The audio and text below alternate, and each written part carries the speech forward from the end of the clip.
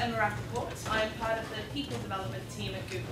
Welcome to Start Right, our introductory program for people managers. Now, I know many of you have been at Google for years, but are now new to management. And the other half of you are new to Google, but perhaps you've managed for years and years. The reason we invite all new people managers to Start Right at Google is because it's our course on management philosophy here. By management philosophy, I don't mean that Larry Page came up with a list of ideas that, how he wanted our managers to behave.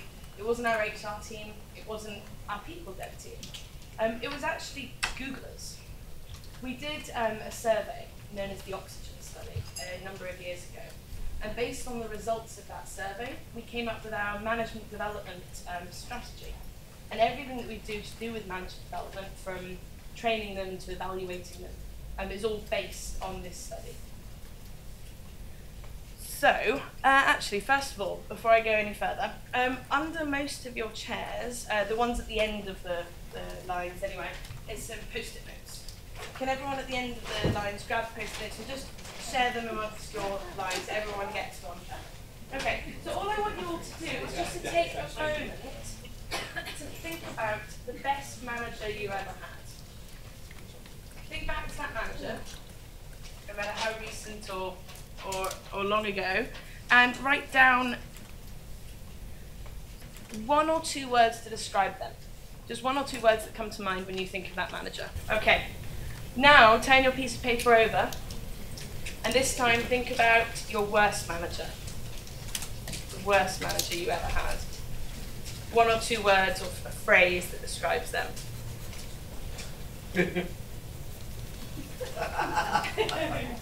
This part always produces the most laughs.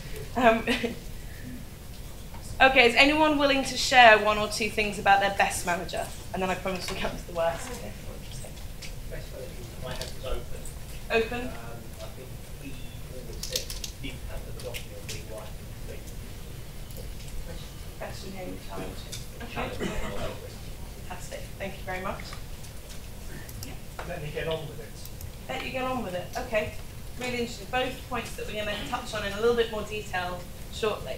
I'm going to move on to the worst manager. Anyone willing to share a few things from them? Yes, I'm part of their sleep, so sometimes if you did something wrong and they were angry, you could tell. Okay. It didn't help get anywhere, it just made you feel like. There's no moderating of behaviour. It was just all kind of out there. Okay. Anyone else? Absent. Absent. Physically and Sad. Okay, and final one. Stole successes. Stole successes. Very interesting. I've had one of them, and we'll get to this in a moment. Essentially, I just wanted to show manager behaviours do matter. We all remember them, and the thing is, we tend to remember the worst ones more than anything. And you started hearing the sort of chuckles around the room. It really does have an impact. I don't want to get the name wrong. Action for Happiness, the presentation we saw just before lunch. And they said, the thing that affected your mood, your happiness, more than anything, was your boss. Well, it affected it in a negative way, which was just quite interesting. Okay, so what I want to cover now, then, in this sort of 35 minutes that we have, is on the right-hand side. I wanted to show you, if you were new managers at our Start Right training, what you would cover on the left-hand side. So in the actual Start Right training, we go into a lot of detail about the attributes that the Oxygen Study gave us, what they look like, what the behaviours look like. For now, though, I thought it would probably be more useful for all of you if we talked about how and why we did the study, what it actually showed, but then more importantly, how we're using it, how we're still using it today. And then I'll obviously leave time for questions at the end. Is that okay? Great. Okay, so first of all, the people that did this study and this research is known as our People and Information Lab, or our PI Lab. They're kind of like an R&D department. So they run a number of experiments and do a lot of research. The reason they looked at managers was that in 2009, we looked at the exit interviews. And 1 in 9 Googlers stated their manager as a reason for leaving. And of those, 43% of them said that we could have done something differently to keep them. So we kind of thought we knew what made a good manager. You know, you think you have an understanding, and we certainly did, but decided actually let's do some proper research and get some data to back this up. So the Pi Lab went ahead and did this back in 2009, and it came out with 3 main kind of results. The first one was that there are 8 common behaviors that great managers use, or seem to be doing. There's also 5 common pitfalls that not so good managers can fall into. But more importantly, and we've actually continued this research, is that having good managers really does pay off. And probably the middle one, happier Googlers, is the most relevant for us sort of here today. So having these great managers, it is worth it. It is worth the investment. We've also found here that when we do focus on an area of development as a company, as an organisation, we can move the needle. And so a lot of resource and a lot of time went into this, but we've continued to use it going forward. So the methodology that we used was essentially we took all of our managers, 100% of our managers, and we used two data points, I guess, to decide on the highest performing, so your top 25%, and your lowest performing. We use 2 things which we have internally. One is PERF, which is our performance management system, and the other one is Google Guys, which is our internal survey that we do annually across the organisation, kind of like a census. So those 2 things provided our top sort of quartile of good managers, and then the bottom quartile. And with the top, we then used a number of different data points to understand what is this actually, what are they looking like, what are they doing, how are they behaving. And we used a number of different things there as well. These are all internal sort of data points, I guess, that we use. But things like interviews, we did double-blind interviews, both of their teams and themselves, their performance reviews, the survey that I talked about, and then nominations for great managers. We used that data as well. Pulled all the information together and organised it into themes. So what did it show? I'll give you a moment to read this. These are the 8 attributes, the 8 good manager attributes that we came up with.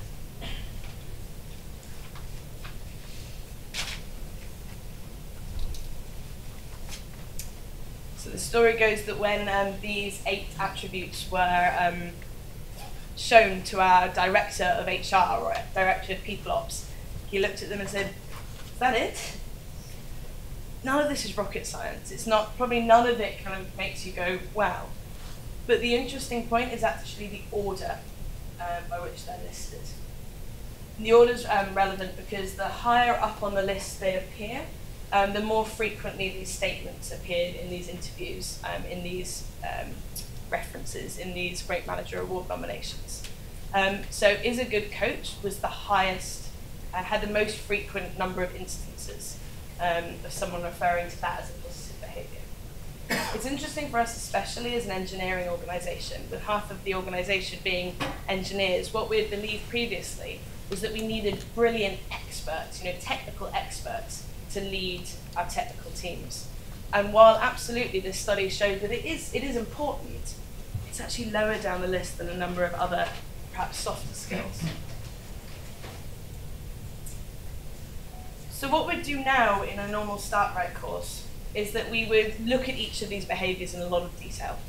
We'd get into groups and go through each one and try and kind of pull out what does it actually look like when you're being a good coach or when you're being a good communicator.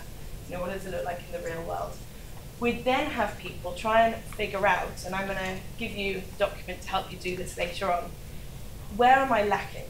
So which of these 8 am I perhaps not as good at? It just means that then by the time they leave the Start Right course, every new manager has one area to work on or one area for development that they can actually move forward with afterwards. For now though, I'm just going to ask Sadir to bring the hand out to the right. Probably just give it to the end of each line. So sorry if anyone is writing down these 8, you're going to get a handout now. I probably should have done that. It's nice to have it again. So the list that you're seeing now is a list of the 8 good manager behaviours. What I wanted to do was just split the room into 4. It could get a bit complicated, bear with me. So I'm going to do it from your angle. So front left of the room, so front 2 rows, and front right of the room would be front 2 rows. and then you've got bottom right of the room from your angle and bottom left. So if I can just have everyone sort of turn to the people next to you. If you're in the front left of the room, focus on the top 2 behaviours, so coaching and empowering the team.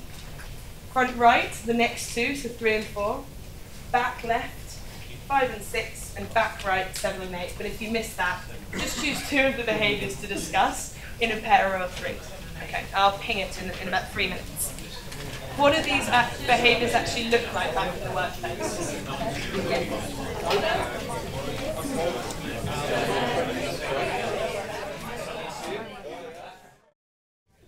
Excellent. Okay, I've got a mic on now, so sorry if apparently the cameraman can't hear me. Okay, so I want to go through this list of 8 and just drop in a few specific Google examples as well, but I'd love to hear what you all came up with. So who was doing coach? Anyone come up with a nice example of what do you think that behaviour looks like? Who's a good coach? I think it's led by the person being coached, not by the person coaching. Yeah. So actually, rather than it being so, no, these are the things you're not very good at, and now I'll tell you how to do them. Yeah. It's actually something having the ability to identify in themselves where their strengths and weaknesses are, and then asking for that support. Yeah, absolutely. I think adapting your behaviour is so important. We have here we have formal ways of giving developmental feedback, but also we really encourage managers to do it in an informal way as well, so that it's really timely. The sort of mechanisms that we use for these, I guess, coaching scenarios is that we expect every manager to have one-to-ones with their directs, no matter how large their team. Sometimes it may be weekly if you've got a smaller team, sometimes less frequently. And this is even if you're, thousands of miles away. My manager and I have one slot during a week that we can meet because she's based in California and has to drop the children off at school first. So we meet at one time every single week. But it is an expectation. The one-to-ones are absolutely run by the person, the report, rather than the manager. So I will decide what we're talking about. I'll take responsibility for thinking through the structure of it, things like that. Okay, empowers the team and doesn't micromanage. Quite straightforward, but who had a few examples? It was this part of the room as well. Anyone? Didn't get to that one. Too much coaching. Anyone get to this one?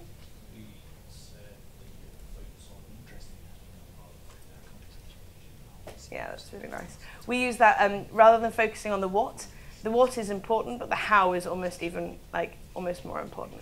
Absolutely. And an example here that came up a number of times in the survey was that people said, my manager gives me really big stretch goals. They give me huge challenges, and while they might have the answer or might have done it before, they let me figure it out. And it's that thing we were talking about earlier about trust and accepting failure and actually supporting failure is really important. Okay, let's skip to productive and results oriented. Who did that one? Didn't get to that one? 3? Okay. So these are all sort of obviously important. I just wanted to give you an example, the productive and results oriented. At Google, we have something called OKRs, which are just quarterly objectives that we set. And they're meant to come from, it's meant to be a kind of waterfall effect. So they start with Larry Page and they go all the way down. So you wait until your department has come up with their departmental OKRs at the beginning of the quarter, then the next line, then the next line. And so you can see how even if it's a tiny, tiny objective or project, is linked back to the end goal, that you can see how you're adding value. I think we all know how important that is for happiness and just overall motivation. So your OKR is what your manager and you care about, and you talk about your OKRs. You set them at the beginning of the quarter, and then you review them at the end. So it's not really about, and I guess this goes to number 3, it's not about what time you come in the morning or what time you finish work or where you're working. It's about how and what you're meeting and then how you're meeting those OKRs. It's really important. You're talking there about literally how many hours you work. Oh, sorry. Sorry, it was probably a bad example. I was saying it's not important about hours. Hours aren't important. What's important is your OKR. So meeting your objective. OKRs are objectives and key results. What does OKR stand for? Objectives and key results. Somebody do the same to me that nobody ever gets 100%. Yeah, they should be stretched. That's absolutely right. So I think something about empowers is about, you should have stretch OKRs. If you meet all your OKRs perfectly at the end of each quarter, you probably haven't had challenging enough OKRs. The idea is just keeping motivated and keeping stretched. Okay. If you achieve Yeah. 70% of your OKRs, that's considered a very good score. Yeah. 70% is a really, really high achievement. Why is the how important? Why is the how important? It's a good question. The how is, I can't get this to stay up, sorry. I think it's like our security switches off our computers or something. Okay, one moment, let me do that. The how is important because the way that what you achieve in a project, like you might have to run over 20 people on the way to achieve that goal. What's really important, and someone actually mentioned it as well in a slightly different guise, but the journey of getting to the end point is just as important. So how many relationships are you building? Are you bringing in the right people? Are you making sure you're not duplicating efforts? You might achieve something and it's like a huge wow, but have you upset 10 other people on the way, or have you actually done something at the same time as someone else? That's not a very efficient use of time. So the how is sort of how you reach that goal, the kind of journey along the way. Any other? Do you have a question? I kind of feel that if I had to do that for everything, that I was being micromanaged, or that there was, Yeah. I guess maybe it depends on the goal. If the goal is something unknown, then maybe the how would be very important. But if it was something like, well, this is what we're trying to achieve together with the team. Yeah. Go ahead, And that's absolutely. The how isn't looked at in a huge amount of detail. Like it's not the manager doesn't sort of follow you along, I guess, that journey and see how you're going about it. But from interacting with other managers, interacting with other groups, you get feedback. We do 360-degree feedback, for example, so that sort of how someone's perceived or how they're working. If that makes sense. Yeah. Do you do the 360 feedback? How often? It's changing at the moment. It used to be annual, and I think we're going to biannual. Perf. Yeah, It's kind of it's going to twice a year. So 4 times a year we do performance management, and that's with your manager. We do the manager. It is their responsibility though to check in with other people that you've been working with, because as I said, my manager's in California. I work with Sadir every single day. He's going to probably have a lot better visibility into my work than my manager might do. But the 3 of us need to make sure that communication sort of line is open.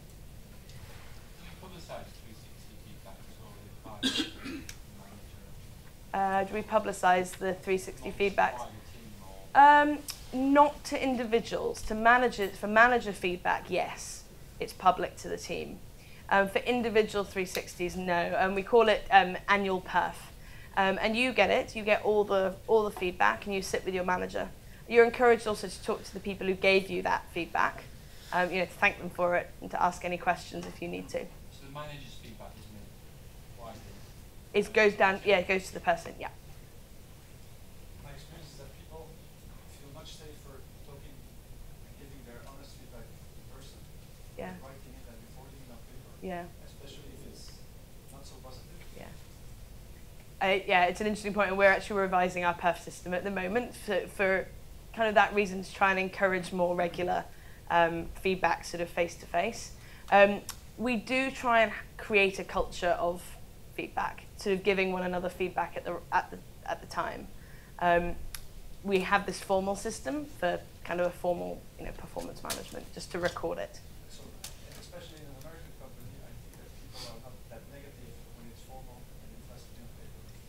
It's hard to encourage people to be negative, to be constructive or developmental, but it is strongly encouraged. My manager, for example, my previous manager, she had a large organisation. There were about 60 of us, and before we all wrote perf last year, she sent an email saying, please try to make at least 50% of it developmental. So she kind of tried to set the standard and say, let's all encourage each other to do this, because it's the most useful. And actually people here really crave that feedback. I'm going to move on from this, but are there any of these 8 that sort of stand out that you would like an example or a little bit more detail?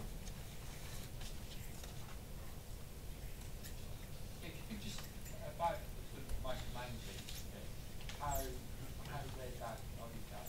how laid back. Yeah, well, how much do you let people get on with it? Do people do things that are not, not really asking permission to get on with it? Or? Well, we have a phrase here, a quote, which says, ask for forgiveness later. Don't ask for permission, ask for forgiveness, is the quote.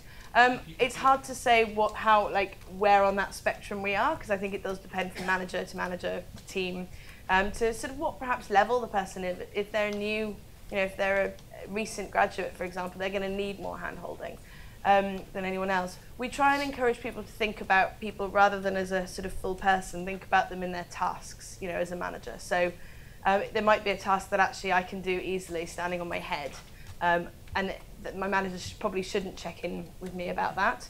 But something else that maybe I'm new to, maybe it's a new skill that I'm developing, I'd need more hand-holding from my manager or just support from my manager. Could I ask about career development?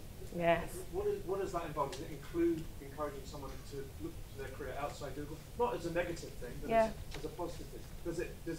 Is it all about jobs, or is it just about tasks and targets? It's a really good question.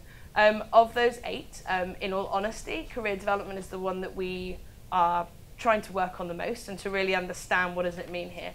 What we're trying to do, and I think we have managed to do quite successfully in the last few years, is to move people away from thinking career development is just about promotion. It's still, career development still doesn't score as highly in some of our other areas here. So yeah, we were known, I think our director did say, it's up to the individual. If they need to leave to develop their careers and to feel like they're getting the right challenge, then that's the right decision for them. It's up to you and the manager, but it's kind of, it should be everything. It should be encompassing everything. It's not just promotion or level. It's new skills, it's new challenges, it's new amounts of responsibility. I mean, basically, in career development, it is something that we're currently really focused on. Yeah. It's more about creating more opportunities for people that weren't here. So more opportunities and more support to get to those opportunities. Yeah. Those are the 2 things that we're really focused on. And when we say opportunities, like Emma said, it's not the next job, it's not a promotion. It could be a big juicy project. It could be working on a very interesting hard problem that we have. And this company doesn't seem to fall short of trying to take on something challenging. So it's just a matter of giving opportunities. individuals or teams that opportunity. To give a practical example of those opportunities, we have rotation programs. So you can go and do something called a bungee roll, which is where you literally bungee out of your team and you go and spend 3 months trying to solve a problem or work on a project in a totally different area of the company that maybe they're struggling to solve or work on. And then the idea is that you can bungee straight back into your old role. I've been here 6 years and I've had 4 different jobs now at Google. And they've all been in the training team, but they've been quite significantly different. And go for it. 20% thing, does it work for everybody? Does Twen- everyone do it? 20% time? 20% time. Does it really happen? Is it a myth? So the 20% time was very much for engineers in the early days. It was just to encourage them to spend some of their time being innovative and creative and doing something they really cared about. It's not formally in the rest of the company, but I have never, in my time at Google, spent 100% of my time working on my direct manager's remit, ever, even for a quarter. You are absolutely encouraged to support other teams, to work with other teams, to find projects that really interest you. And I think that's almost certainly the case for everyone in our group. If you're truly passionate about something and feel like you can demonstrate something, you can put a proposal together and actually just do it. But you're not taking every Friday off. Oh no, it's you'd have to actually do something that shows value to the company as well. It's showing value to the company. The 20% time is absolutely not just like wander around. It's we understand that there's some basic things here that have to get done every day.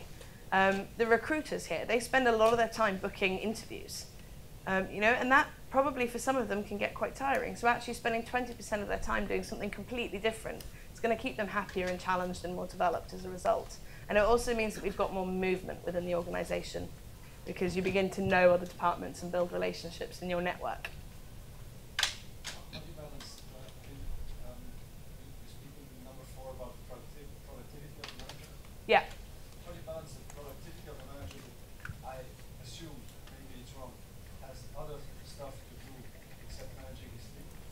Yeah. Challenge you face when managing this team? The eternal struggle. Yeah, it's hard. Being a people manager here is not an easy job at all, because you spend a huge amount of your time managing people, and then you also want to be delivering stuff. It depends from manager to manager, it really does. We are evaluated, and I'll get to that in a moment. People managers are evaluated on how they are as a manager, so it is a really important part of their day-to-day work, and it's really highly valued, as hopefully kind of this study does show. They have to figure out that balance, though. Final question, then I'll move on. Perhaps a bit anal, but we do have a quarterly system the same as you for setting goals. So I'm really interested in how long it takes from the time that Larry has an idea of what it's going to be about to the point when individual teams know what it's about and decide what they're going to do. Yeah. How many days does that take? It's not the perfect waterfall. It might go, it might jump up and down. Larry's goals are announced at the beginning of the quarter in an all hands, and we're all expected or encouraged to attend, and it's recorded for those of us who it might be the middle of the night.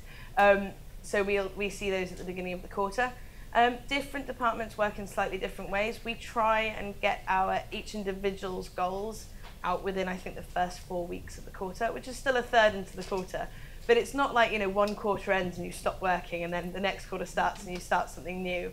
There's some that are ongoing. So they tend not to change dramatically from one quarter to the next, although, beginning of the year or maybe every other quarter they would do. So I think about 3 weeks is probably the average. We're changing to a half year every 6 months cycle now. Yeah, because it's taking a long time. And we've learnt from that, and so one thing is moving to 6 I would months. say the company though is very good and rigid about that. You can time your watch too when the carbon change will be every quarter. Yeah. There's never delay in confidence. It's usually the teams and stuff trying to adjust to what the change of direction may or may not be. Yeah. So, what Project Oxygen also showed then was the challenging areas. 5 areas that Google managers struggle. And again, I don't think you'll read any of these and think, something new. But again, it's ordered in terms of how frequently these things came up. Are we getting a handout of those, or do we have to? You're not. You have to write this one. Sorry. Luckily, there aren't as many. I think speaking to points 2 and 3 and the lack of consistency, performance management, the thing that came up a lot in these interviews was some people feeling that only the high performers or the low performers were getting the time with the managers, the one-to-one, rather than the people in the middle. And then again, the lack of consistent approach with career development was managers who would say, you absolutely have to write a personal development plan, and then not follow up on it. So it's just having the consistency from beginning to end with all your team and all the behaviours. It's fairly straight, I think quite clear, but does anyone have any questions about? The people that are underperforming. Yeah. What's Google's procedure with those that aren't improving through a coaching approach? How long do you give it? There is no strict, limit that I've ever heard of. It's a very, very individual approach. But for someone who's underperforming for a long period of time and you put together a plan for them, which person in HR, your manager, and you as the underperformer would sit down and agree to it. So it's kind of a contract. These are the things that we're all going to do to try and improve your performance. That's the main thing, is coming up with this plan. And it could be actually moving departments. It could be changing roles. It could be moving teams. Yeah, I was about to say, we found a lot of cases, people are just in the wrong role. Yeah. Once we put them in a new role, their performance actually goes up and exceeds even their peer group. We had to do quite a bit of coaching on managers on this, who weren't maybe they had a vacancy in their team and they saw someone coming in and they're looking at scores and they're saying, no, but they're underperforming. So we did do a study to show that when people move roles, their performance generally goes up. And so now that's often a way that we deal with that.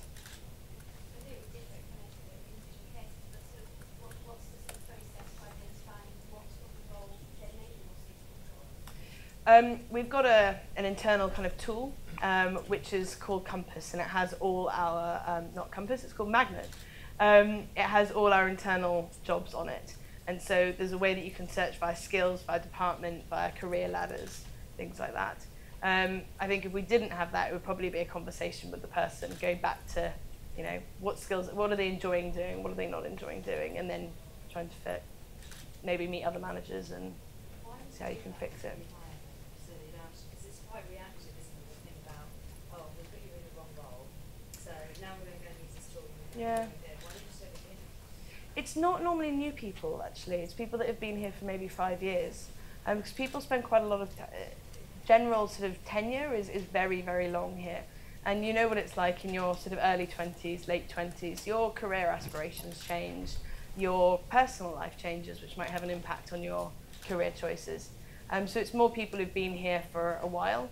I'm sure there are instances where someone's been put in the wrong role, but hopefully our hiring, the methods that we use in hiring try and get someone, so at that time, they're really well suited to the role. Each of the roles that I've been in, for example, I've been in for 2 years, and I've loved them. And it's only been in the last few months that I've thought, I'm loving this, I'm really enjoying it, but I want to make a big change. And mine have always been quite, I think, quite sensible changes. If you look at the career ladder. But don't you think that's not that you're in the wrong role, that's actually your desire for a new challenge? Yeah, and I think the new challenge for me came as a new role because we still needed someone fulfilling the role that I was doing previously. Okay, so what next? And what do we do now at Google to continue to sort of use this knowledge, I guess, that we got? The first thing is that Oxygen and those sort of 8 attributes, they've really helped to shape our career manager development strategy. And we realized that in the first 6 months, it's incredibly important to sort of touch managers then, to get reach them then. This course, for example, Oxygen, is the kind of philosophy course, so talking about the 8 behaviors. And normally we'd go into a lot more detail about what those behaviors look like. The other thing is that we have something called a Manager Essentials class, which is more the tactical side. Ongoing then with manager development, what we've actually done, it's probably quite small, is try to map our classes that we have on offer to the actual Oxygen attributes. So I've just put an example here. If someone is micromanaging or feels they might be micromanaging, or perhaps feedback shows that they're inclined to micromanage, we can suggest a course for them to go on. This one is Situational Leadership, which I'm sure many of you have heard of. So we've got those mapped against it. The way that they kind of can be directed towards some of those resources is through our evaluation. Our manager evaluation is in a number of ways, but the main one is something called an upward feedback survey. It happens twice a year, and everyone at Google has sent this, and all really, really encouraged to fill it in. The upward feedback survey asks questions around those 8 attributes that we've already gone over, so that then at the end, every manager gets a report. It's aggregated data, so there's no individual, you don't know who on your team has given you certain scores, but you can see as a result, you can get the feedback from your team. And because it's mapped to the 8 attributes, you can then sit down and say, okay, this one I'm really strong at. Maybe I can help coach my peers or support my peers who aren't so strong in that area.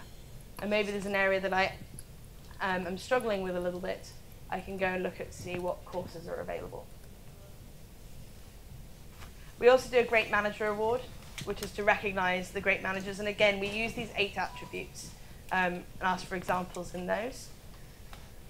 And then the other thing that we found is really useful is the community building with managers. And so really try and encourage managers to be sharing their experiences and their challenges, because I think that's probably when the most useful kind of use cases come out. We have things like local office groups, we have email aliases. Normally in the Start Right training, we'd have one person from the training team and one manager who has been nominated for a Great Manager Award, so that you can meet a great manager to begin with. These courses as well, part of the aim of them is to really start building that community, and we encourage them to create a kind of group, create an alias, or create a group on Google+, and meet regularly, share your challenges or your good wins. So what's the email alias? An email alias is like an email group. So a group of people who all share one, you've seen like, how do I explain it? An email group. You're all, maybe it's called Managers in London.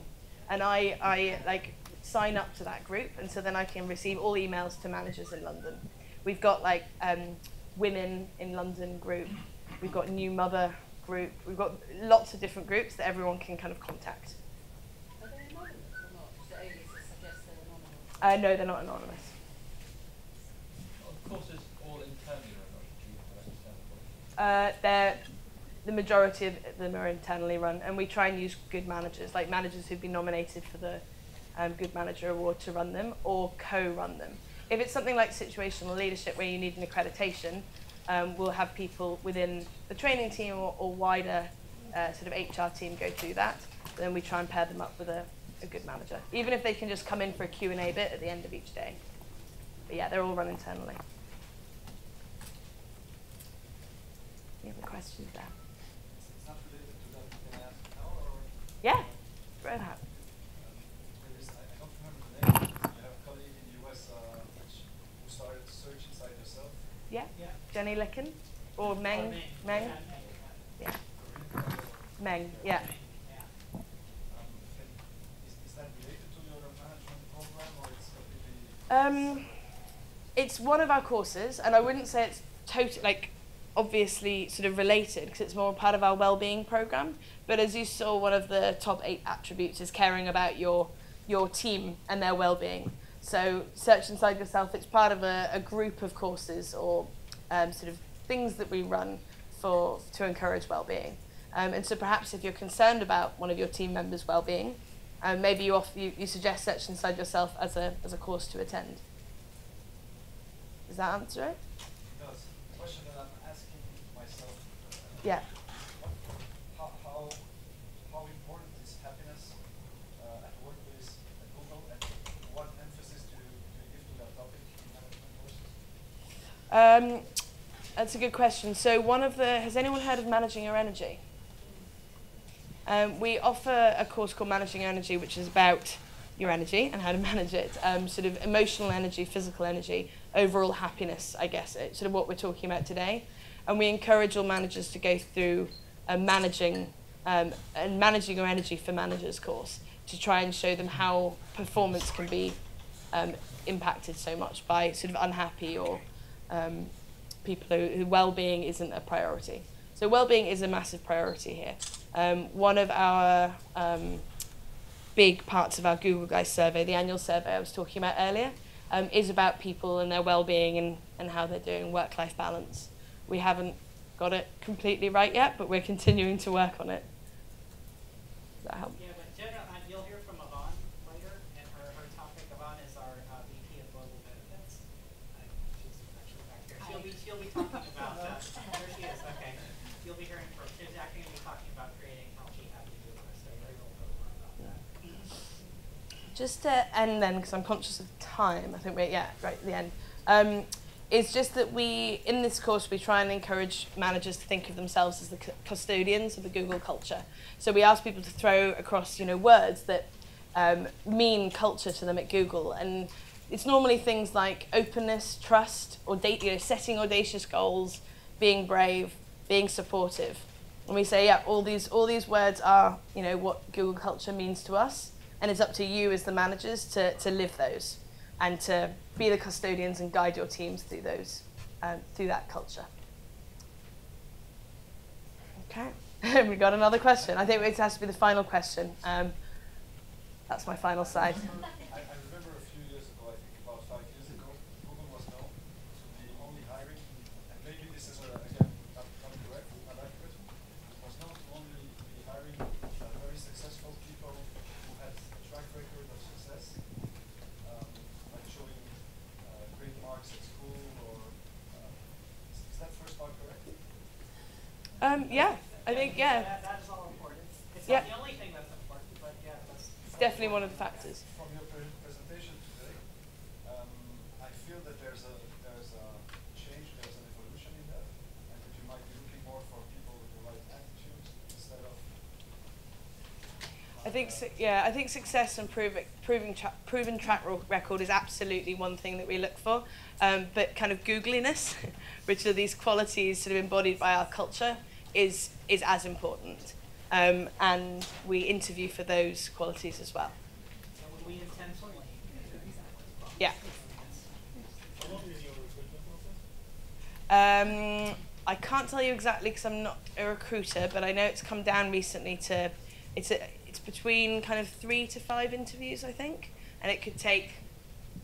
There's some roles that they fill on the day. They go to campuses and recruit on the day, and then there's some roles that take a lot longer. Just based on the conversation? On the conversation, by do you mean interview? Yeah. Yes. I think it's that, and it's also academic records. Yeah. And if you're an engineer, I mean, the conversation, you'll be at the whiteboard. So. Yeah. Okay. I hope that was helpful. Thank you very much.